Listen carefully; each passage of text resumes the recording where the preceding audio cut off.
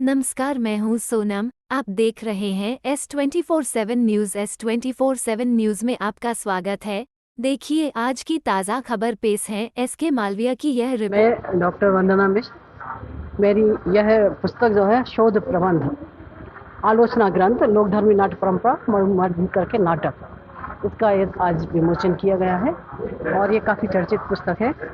लोक से जुड़ी आस्थाओं पर और लोक से जुड़े लोक धर्मिता को प्रयोग करते हुए जो नाटक है मणिमर्म करके, उस पर इसमें विचार किया गया है। ये नाटक हमेशा ज़मीन से जुड़ी हुई चीज़ों को, संस्कृति को जीवन देते हैं और जीवट संस्कृति की पहचान है। 8 भागों में विभाजित है पुस्तक और इसका विशेष रिस्पांस भारत में मिला हुआ है।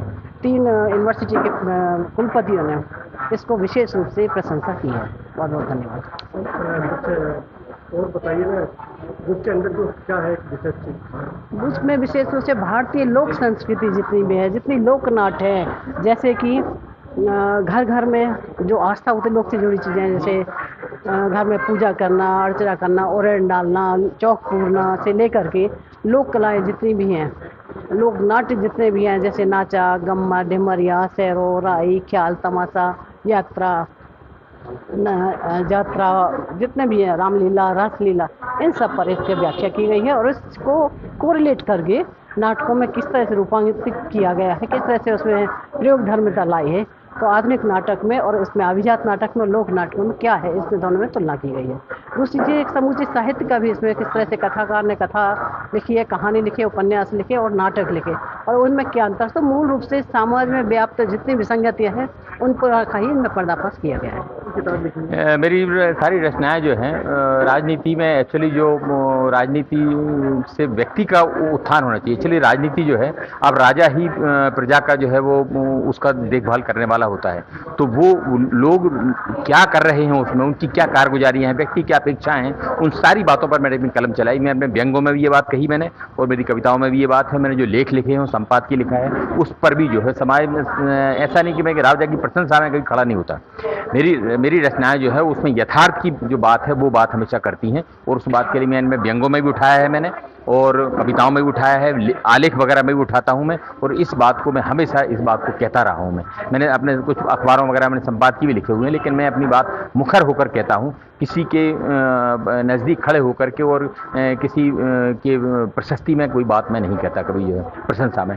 आम आदमी की जो अपेक्षाएं हैं और राजा से जो अपेक्षाएं होती, क्योंकि अब लोकतांत्रिक उसमें जो मंत्री लोग हैं जो है उन्हीं से लोगों की अपेक्षाएं होती हैं, तो वो उन पर खरे उतरे। व्यक्ति को उसमें आम व्यक्ति तक उनका लाभ पहुंच रहा है कि नहीं, या केवल थोती जो वादे जो होते हैं उससे व्यक्ति का पेट नहीं भरता। जो है ये है कि उसके अंदर तक और अमन चैन जो है व्यक्ति के लिए ये मिलना चाहिए। इस पर मैं लगातार लिखता रहता हूँ और उस बात को मैं उठाता हूँ जहाँ जितना मुझसे बनता है। और मेरी कोशिश ये है, और ये कविताएं निश्चित रूप से आप देखिए ये बहुत आगे तक जाएंगी जो है, और इनके सभी भाषाओं, बांग्ला में भी इसके अनुवाद की बात हो रही है और मैंने मैथिली का आपको जैसे बताया, मैथिली में इसके अनुवाद की बात हो रही है और दूसरी भी भारतीय भाषाएं जो हैं, ताकि ये मेरी कोशिश है कि ये हर व्यक्ति तक पहुँचे और इसकी सहज शब्दों में मैं अपनी बात करता हूँ। इसमें कविताएं कोई गुंजलक नहीं जो जैसे आप भी पढ़ेंगे या आम व्यक्ति कोई पढ़ेगा तो उसको लगेगा ये मेरी बात कर रहे हैं। मैंने इन सारे मुद्दों पर मैंने बात की है। इसमें बच्चियों कुछ कविताएं तो आपने सुन ली, तो मैंने ऐसी उन व्यक्ति की पीड़ा को मैंने स्वर दिया है। एक्चुअली लोगों के शोषित वर्ग का कहाँ कहाँ शोषण हो रहा है उसकी मैंने बात कही है। कोई व्यक्ति जो काम कर रहा है उसके लिए उसके बदले में क्या मिल रहा है उस पर मैंने बात की है। उस समाज का उसके प्रति क्या नजरिया है उस पर मैंने बात की है। राजनीति का उस तरफ क्या रुख होना चाहिए उस पर मैंने बात की है। तो इस पर बातें अक्सर जो है लोग बाग एक गुंजलक तो खड़ा कर देते हैं, लेकिन जो है वो वास्तविक बात कहने से लोग जो है छुपे रहते हैं। तो किसी कमरे में भीतर दुबक करके कोई बात नहीं की जाती। मैंने खुल करके अपनी बात को कही है, तो वो व्यक्ति की बात पहुंचना चाहिए, उसके लिए मैंने कोशिश की है। जी जैसे कि पक्ष और विपक्ष जी जी वो होते हैं, जी। ये पक्ष और विपक्ष दोनों साथ मिलकर काम नहीं करते हैं। दोनों होना चाहिए। यदि विपक्ष नहीं होगा तो जो पक्ष जो है, जो सत्तारूढ़ है, वो मालूम पड़ा कि वो आपका अनदेखी करेगा हितों का। तो इसलिए कहते हैं हमेशा जो है, और हमें कभी विपक्ष की जो है कभी हमें बुराई नहीं करना चाहिए। ये निंदनीय राखिए कहा गया है ये तो उसके लिए जो है वो है आवश्यक है। यदि मैं कोई गलती कर रहा हूँ तो आपको पूरा अधिकार है कहने का। पिता घर में होता है, पिता घर का बड़ा होता है, माँ घर की बड़ी होती है, लेकिन यदि पिता कहीं ऐसा लगता है तो बच्चे इस बात को कहने से कोताही नहीं बरतते जो है कि आप इस बात पर गलत हैं।